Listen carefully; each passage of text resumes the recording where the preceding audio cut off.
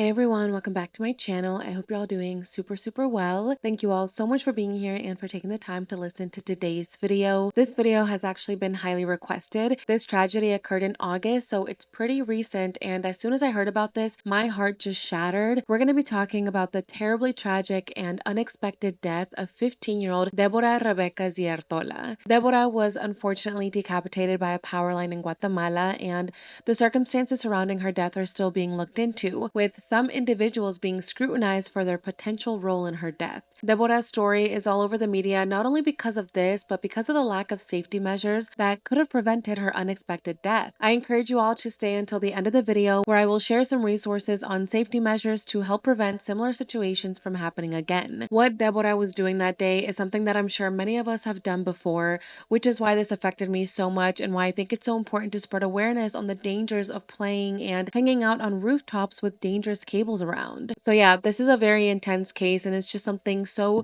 tragic and just absolutely senseless. I appreciate you guys so much for being here and for taking the time to listen to today's video. You guys are the best familia ever and I really appreciate you guys helping me spread awareness. And with that, let's jump right in and talk about what happened to Debora. Débora Rebeca Xi Artola grew up in the area of Santa Catalina La Tinta in the Guatemalan department of Alta Verapaz. I unfortunately wasn't able to find much information on her upbringing, on what she liked or what kind of activities she did growing up, besides the fact that she did gymnastics. However, I was able to read how excited she was to be celebrating her 15th birthday. In case you are unfamiliar with the Latin American tradition, when you turn 15 years old, you usually have like a big celebration called a quinceañera. I remember going to so many quinces growing up. They were the best, you guys. Like, they were so much fun, and it was just so beautiful seeing how happy the quinceañeras were and how so many people showed up to celebrate them. This party is a way to celebrate going from childhood to womanhood. It's a pretty big deal and a very special moment, so Debora was beyond excited. In March of this year, Debora had her quinceañera. It was at this beautiful venue and everything was just so pink and sparkly. There was this stunning dessert table, like everything looked absolutely delicious.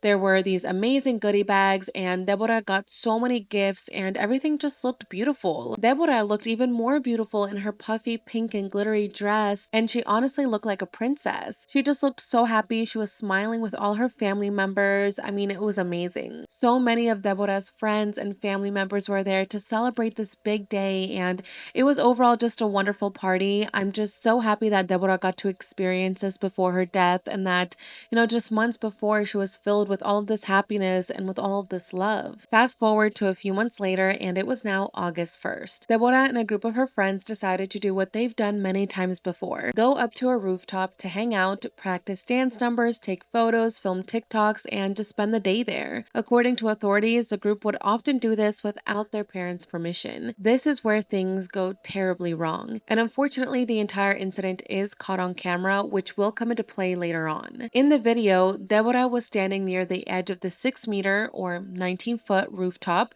with 2 other girls and 1 boy. There are these high voltage power cables right next to them, which are way too close to the building, and in the blink of an eye, Debora came in contact with the power cables and fell onto them. The people she was with on the rooftop quickly ran away, and Debora was caught in the cables for a few seconds until she was and her body fell into a busy street. People screamed in horror as her head and body fell smoking, and crowds began surrounding her. It was a very disturbing scene, and people immediately began recording, which is terrible. I happened to come across a video on Twitter because it was trending and it went super viral on Twitter. And as you know, like, things can go on Twitter completely uncensored. So I just happened to see the video as I was like doing my research into this, and it was absolutely disturbing to watch. I do not encourage any of you guys to go look for the video. It's honestly crazy that someone was recording and captured that exact moment when she gets decapitated. It honestly just broke my heart seeing everyone standing over Debora's body parts, just filming and taking pictures of her. Everyone was screaming, and honestly, people were in shock. People were literally just standing there, not knowing what to do next to Debora's head and her detached body. I understand why people were just kind of standing there. Like, I'm sure they just froze and didn't know what to do. They didn't know if they should approach the body to see if maybe there was something that could be done for her or what the right thing to do in that moment was. Honestly, there wasn't much that they could have done for Debora. I mean, it's not recommended to touch a body after being electrocuted, so touching and moving her body was definitely not the right decision for them to make. Everyone was just kind of standing there, and after a few minutes, someone grabbed this like large canvas sign and they placed the sign over Debora's body, and they all just waited there until emergency services arrived. They also put this like plastic bag around her head, and I think at the time that was probably the best thing to do, is, cover her up. That way people couldn't continue taking photos and taking videos of her. Now, it did take a while for emergency services to get there, but when they finally made it, they immediately took control of the area and they removed Debora's body. When Debora's family heard this horrible news, I mean, their hearts just shattered. They didn't understand how this had happened and said that after hanging out with her friends, Debora was supposed to go to her gymnastics practice. I mean, it was supposed to be a normal day, but now Debora was gone. The news of this tragedy was quickly spreading, and so did theories as to what really happened on that rooftop. Initially, it was reported that this was just like a reckless accident, that Debora was being reckless while on the roof and that she was standing way too close to the power cables. Initial reports also stated that she was using her phone to take selfies and like take TikTok videos, which then made her trip onto the power cables and be electrocuted instantly. As for why her friends ran away and left her alone, people said that they fled out of fear of what they had just seen. I mean, this was absolutely shocking. To see your friend just get electrocuted in a matter of seconds is very traumatizing, and this was probably just their body's initial reaction, to flee the scene and just get away from danger as quickly as possible. Now, with this original version being reported, people actually began criticizing Debora for being distracted and for being on her phone and for not making better decisions, and people were just being really awful towards her. A lot of people were blaming her for her death and being like, oh, if she hadn't been on the roof in the first place, none of this would have happened. If she wasn't like a distracted teenager on her phone, this wouldn't have happened. I mean, people were just saying really awful things towards her, which I feel like is the last thing that her family needed to read. I mean, her family was dealing with this horrible, horrible tragedy, and then to just go online and see people saying these terrible things about how like dumb Debora was and how like negligent she was terrible. So at first everyone was blaming her and saying that she was negligent. However, after this video was released to the public, this version of events shifted. Now, this video shows that Debora didn't even have a cell phone on her. She didn't have one in her hands for the entire duration of the video, and she did seem very aware of her surroundings. The friends that she was with, on the other hand, were the ones taking selfies and videos and using their cell phones. Debora even appeared kind of like over it and was kind of waiting for them to finish taking their photos and videos. She was like wandering around the roof. She was looking down. Like, it seemed like she was aware of her surroundings and she wasn't just on her phone distracted. Now, when this video was released, as I mentioned, it went viral all over social media, and this actually led to more speculation,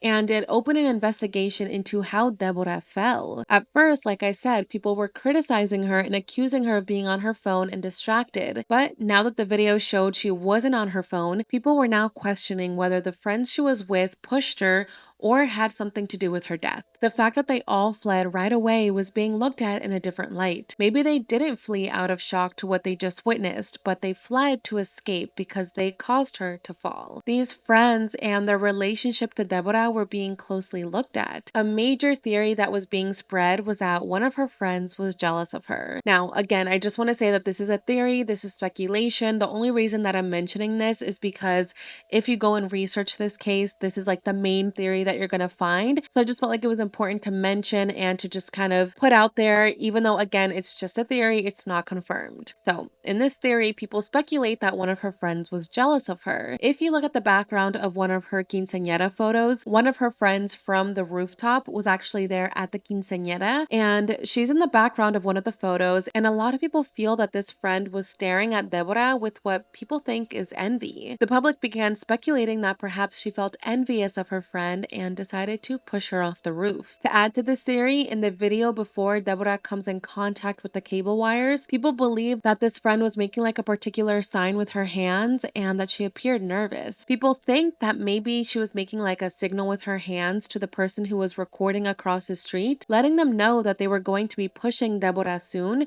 and to make sure to get that moment on camera. Again, that is just a theory. A lot of people feel like this friend had nothing to do with this and that people are accusing her of something that she didn't even do and ruining her reputation, which is why I didn't mention her name or anything like that. I just thought it was important to mention because, again, if you research this, this is going to pop up. Now, going back to the person who was recording the video across the street, everyone is wondering, like, who is this person and why were they recording in the first place? Well, according to some reports that I read, the person was recording because they had seen Debora and her friends up on the rooftop multiple times before and decided to record them on that particular day for a TikTok trend that they were going to use that video for. Now, I'm not sure what TikTok trend they were filming or like what the plan was or what this video could be used for, or if this was even the correct information reported, but that was the only explanation I found. I'm also wondering the same thing, what are the odds that someone literally across the street was recording Debora and her friends at the exact moment that she died? It's just really odd, especially the fact that the video cuts off right before she falls on the cables. A lot of people are wondering, like,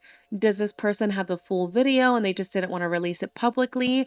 If they do have the full video, did they give it to police so they can actually see if Debora fell by accident or if she was pushed? It's just a little bit odd that the video cuts off right before Debora falls, but again, maybe this article is correct and the person recording them was just doing it for a TikTok trend and that was it. Either way, hopefully more information regarding to this video recording comes to light to just offer some more clarification and just kind of explain why this person was recording in the first place. Another person also being looked into was the owner of the home. Should this person be held responsible for allowing the teens to go up to that roof that is dangerously close to these high voltage power cables? It honestly is something to think about. People feel that the owner should be held liable because they had those dangerous cables out there. They didn't do anything to put like a sign or warn people about the cables and again allowed the teenagers to be up there knowing how dangerous it was. Honestly, there's a lot more theories that people have about what actually happened to Debora, but the majority of people feel like maybe this was just a terrible accident. According to the Electrical Safety Foundation, they stated, quote, "You do not have to touch a power line to be in danger. High voltage electricity can jump to anyone who gets too close. Stay at least 10 feet away from power lines and their connections."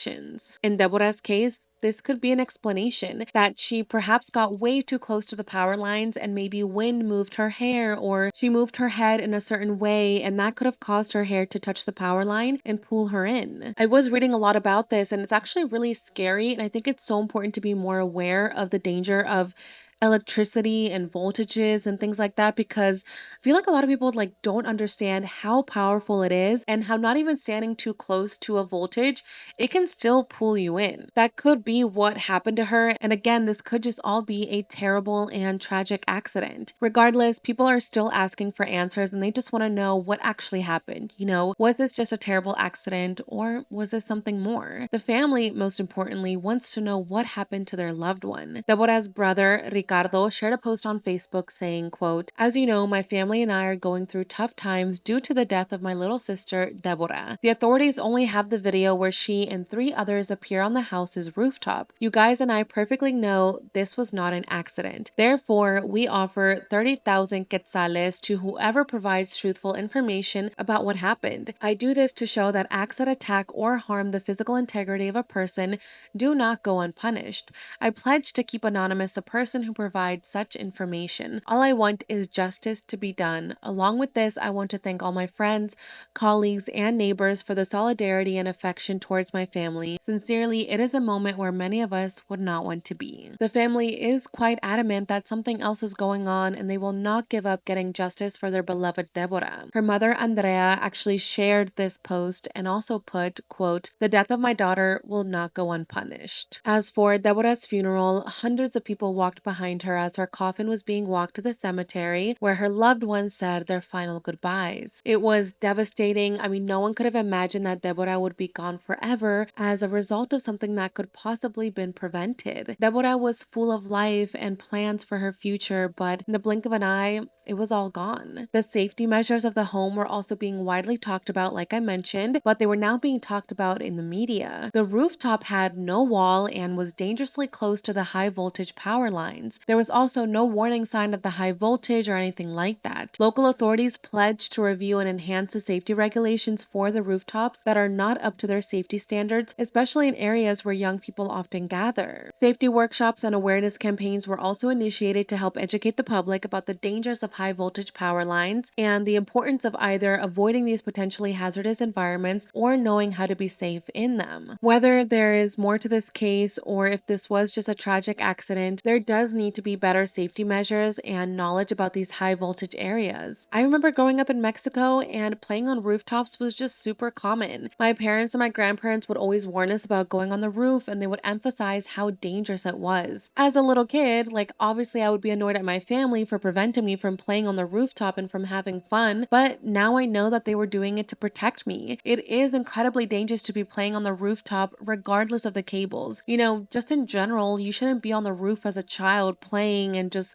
filming videos and doing things like that because it's just not safe to be up there. Even when I go to Mexico and I see like dogs up there, like I get so sad because I'm like, first of all, there's like no ledge, like they can just easily fall off. And second of all, there's all those cables up there. So anyways, I just think it's really important to talk to your kids, to your little siblings, to your cousins, or to just any child about this. I will link some resources down below for you guys to check out and talk to your children about. Now, Debora's brother also shared this very heartfelt message a month after that tragic day where he wrote, quote, "A month ago today, God called you into his presence. Today marks a month where your eyes closed forever. It is very painful and difficult to accept that we will never again see you, where we will never again hear your voice and your outrageous laughter. We miss you so much that life no longer makes sense. We miss you a lot, and there is not a day that we don't think about you. I pray a lot to God to give us the strength necessary to continue living with this pain. Rest in peace, little sister. Your memories will remain and live on forever. Someday we will see each other again. Hugs to heaven, little sister." Her mom, Andrea, also shared a tribute video to Debora on social media a month after her death and wrote, "I miss you so much, my chaparra. Every day that passes is more painful. Life has changed us completely. Nothing is the same. Nothing makes sense." It's all just so incredibly sad. I mean, life is just too short and precious, and I mean, we can do our part to ensure that the lives of our loved ones aren't cut short by accidents that can possibly be prevented. I hope that Debora's loved ones receive answers and closure soon. My heart goes out to them and to Debora, who I hope is resting peacefully. The family has made a GoFundMe, which I will link down below. As of now, the GoFundMe is actually closed. I believe they got like $4,000 in donations, and I'm not sure if they're going to reopen the campaign, but I will link it down below just in case they do open it up. Now, the family created this GoFundMe with the help of a family friend to help them with the legal process of all of this and to also alleviate some of the financial hardship that they've had to endure in the aftermath of Debora's death. It just breaks my heart that just a few months earlier, Debora celebrated her 15th birthday, and she just looked so beautiful and happy in all of the photos and videos. She just had so much life left to live, and this just shouldn't have happened. Thank you to everyone who sent me this case. Again, I do just want to emphasize that her friends being involved and possibly pushing her is just a theory. Debora's death is still under investigation, so as I mentioned, I will keep you guys posted on any new developments, whether this does turn out to be an accident, whether this turns out to be something more. My thoughts and prayers just go out to her family, and I would definitely love to know what you guys think about this down below. Thank you all so much for listening to today's video. I know this was like a short one, but like I said, I just thought it was really important to share because it's just so common to play on rooftops in Mexico, and I'm sure in other places, and I just don't want this to happen to anyone else. Once again, let me know your thoughts about this down below, and if there are any other cases that you would like me to cover, make sure to leave me a comment down below, or you can submit it in my case suggestion form, which is in the description box down below. We also just launched memberships for this channel, which is something that I'm really excited about. There are 3 levels of memberships that you can choose from. Anyone that signs up, I appreciate you guys so much. Of course, you do not have to sign up whatsoever. This is just something that we've been working on for the past few weeks, and it was just another way for us to continue, giving back to the true crime community by donating a percentage to NECMEC. You guys can learn more about the memberships down below or by clicking the join button on my channel. But yeah, if you guys are new to this channel and are not part of the familia, I would really appreciate if you guys could hit the subscribe button down below so you guys can join us. We post true crime videos here every single week. But yeah, I think that's pretty much all I have to say. Thank you guys again so much for being here, and I will see you all in the next video. Bye, familia.